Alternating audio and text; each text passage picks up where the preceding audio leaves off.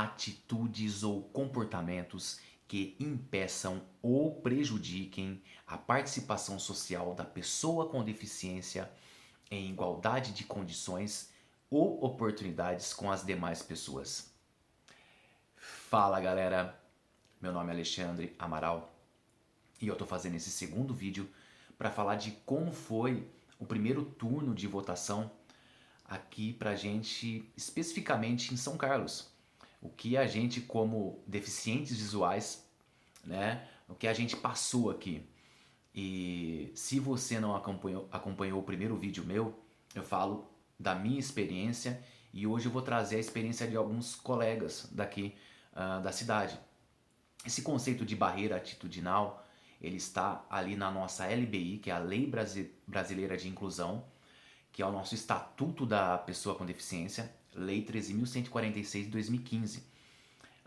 Ele está ali no terceiro artigo, no item 4 ou quarto, não sei a maneira correta, né, e de se pronunciar, na letra E. Então no terceiro artigo a gente tem ali todos os tipos de barreiras, e a atitudinal é uma barreira que a gente enfrentou aqui em São Carlos com atitudes e comportamentos que são preconceituosos, que impedem ou prejudicam que a gente exerça o nosso direito.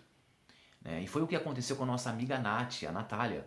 Ela foi votar com o esposo dela, que é professor da rede pública de ensino, e juntamente com a sua mãe, que também foi professora a vida toda, acho que essa que é a trajetória dela. E ela chegou na sessão, foi recebida lá, e a pessoa que já perguntou logo para ela assim, com quem que você está acompanhada, né? Quem que é ele?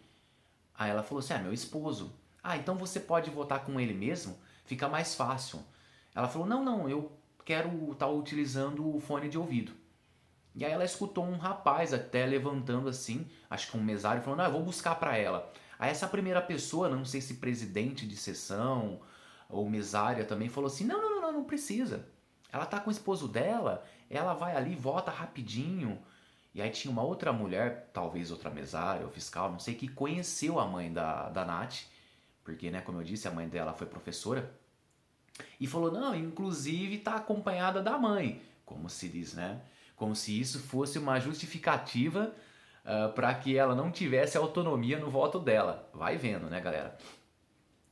Aí ela falou assim, não, mas eu faço questão de utilizar o fone de ouvido, para que eu tenha autonomia. E aí mais uma vez aquele rapaz falou, então tá, então eu vou buscar o fone para ela. O rapaz bem intencionado, mas aí bloqueado pela mesma pessoa. Não preciso, ó, já até liberei a sessão aqui na urna lá, pode ir lá votar, vai com seu esposo mesmo e vota que é rapidinho, vai lá.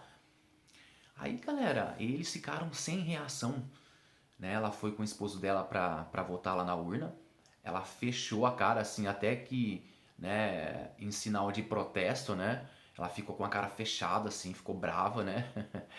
E nossa, seria cômico se não fosse trágico, né, galera?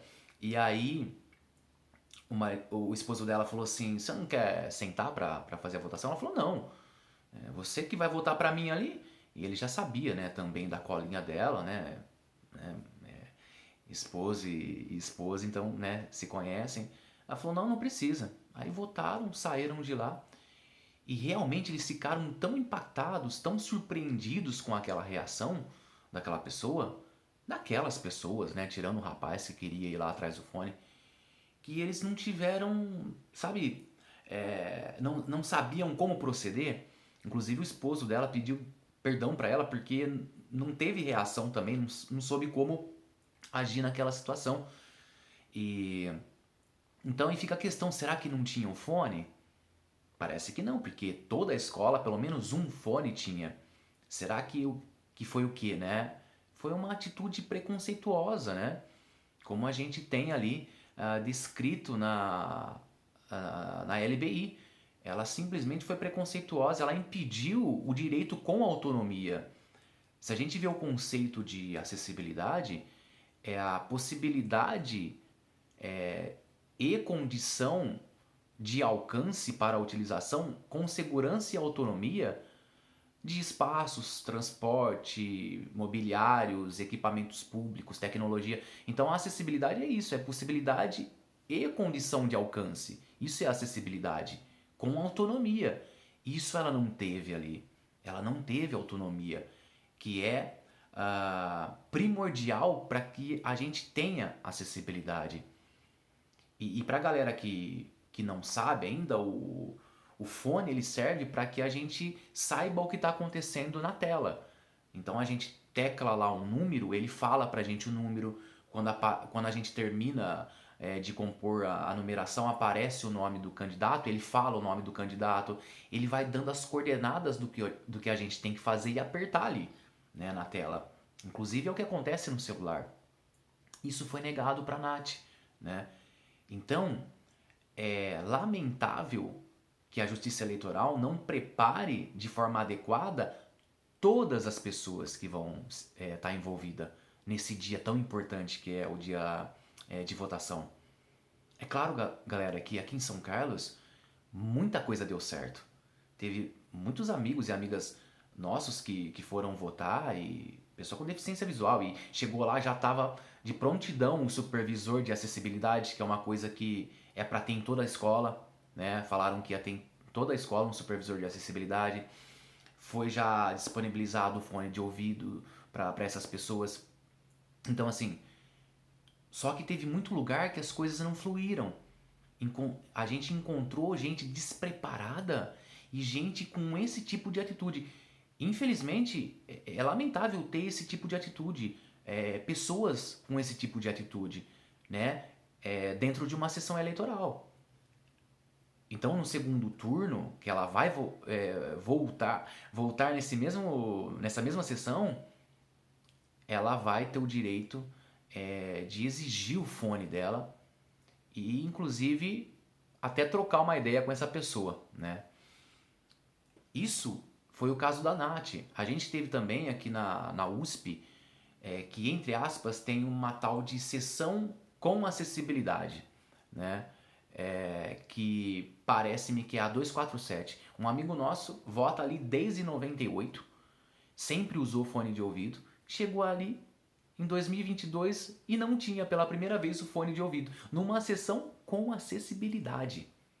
Então isso é muito incoerente, porque das 472.025, né, mais especificamente, sessões eleitorais no Brasil todo, 156 mil são as, entre aspas, com acessibilidade.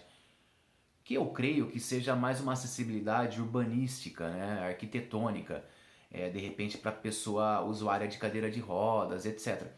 Porque o cego e o baixa visão, ele não precisa, ele precisa que a urna seja acessível, com um leitor de tela, né? Então, mas como ele já estava ali desde 98, ele chegou ali mais uma vez achando que o fone ia estar ali já e ele teve que esperar 15 minutos para eles rodarem ali a universidade toda atrás de um fone. Porque eu não sei também, aqui a gente teve uma orientação, eu não sei como que tá isso a nível de Brasil, mas aqui que a gente teria que levar o... desculpa, que não poderíamos levar o fone, que a gente teria que usar o fone disponibilizado lá no local de votação. Então a gente ficou à mercê disso. E ele ficou lá esperando. Né? Em outros lugares, eu ouvi uma conversa que poderia usar outros fones. Eu mesmo, né, na experiência que eu tive no dia de votação, se você ver no primeiro vídeo lá, eles acabaram trazendo o fone do diretor para tentar fazer funcionar para mim. Ali foi uma outra questão, se você quer entender, dá um pulo lá no primeiro vídeo. Mas esse nosso amigo passou isso numa sessão com acessibilidade aqui na USP. Não tinha o fone. Né? Uma outra amiga nossa, a Regiane, ela também tentaram negar para ela, tentaram falar porque ela estava com a irmã dela, falaram assim, não, você tá com a sua irmã, né? Então acho que não precisa de fone, nem tem fone. Ela falou, não, eu quero fone e tal, e aí arrumaram o fone para ela também. Então, galera, tirando o despreparo dessas pessoas, a Justiça Eleitoral tem que fazer uma reflexão desse número de fones que foram disponibilizados também, porque Em 2020, para vocês terem uma ideia, a Justiça Eleitoral, TSE, seja lá como for, eles contrataram da empresa Positivo Tecnologia 225 mil novas urnas eletrônicas. Eles pagaram cerca de R$ 4.119 cada urna. Deu um total de aproximadamente 927 milhões de reais. Ou seja, quase um bi. Tá, guarda esse número aí. Isso em 225 mil novas urnas. Fora o dinheiro que é empregado para toda a logística e fora o dinheiro que é empregado para dar a manutenção nas outras urnas, porque a gente tem no Brasil o total de 577 mil urnas eletrônicas. Então tem custos de manutenção, bateria, etc.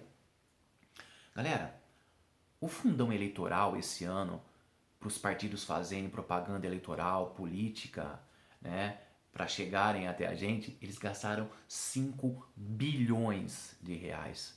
É muito dinheiro. Então aí a gente pensa, numa nova urna que é gasto mais de 4 mil reais por uma urna, você acha que a gente não era para ter um fone em cada sessão? Você acha que a Justiça Eleitoral, o TSE, você acha que o nosso governo federal não poderia disponibilizar com o dinheiro do nosso imposto? Você acha que a gente não poderia ter um fone em cada sessão eleitoral? Então fica aí a reflexão, fica aí a manifestação, porque esse vídeo tem a intenção de trazer esses casos e dar uma direção para a gente melhorar. Tá bom, mas pode ficar melhor, né? A gente, escolas enormes como uma Universidade de São Paulo, a USP aqui, não pode ter um, dois fones só, tem que ter mais. Então, é um custo muito pequeno, né, para que a gente tenha acessibilidade e inclusão real para a pessoa com deficiência visual, no caso, né, que a gente está tratando muito da pessoa com deficiência visual nesse vídeo. Galera, então é isso. Eu espero que vocês tenham gostado, tá? E compartilha com as pessoas e grupos que possam achar interessante. Deixa o seu like aí, se você chegou até aqui, né? Muito obrigado. Deixa o seu like para o YouTube entender que é um conteúdo relevante e importante pra gente, tá? E eu espero você num próximo vídeo. Um abraço.